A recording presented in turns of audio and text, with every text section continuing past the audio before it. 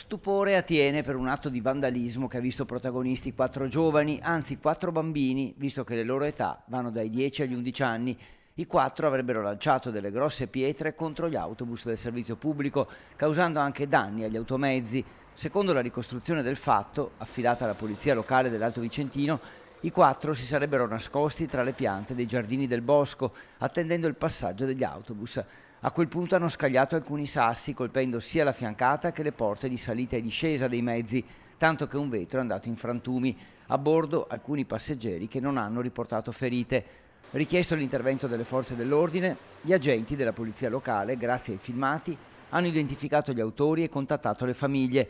I reati sono interruzione di pubblico servizio e attentato alla sicurezza dei trasporti, reati gravi, oltre ai danni subiti dal pullman. Si attende la posizione ufficiale dell'azienda di trasporti SVT e probabilmente un colloquio con i genitori, visto che sotto i 14 anni i responsabili non possono essere denunciati. Anche il sindaco attende di poter incontrare i genitori.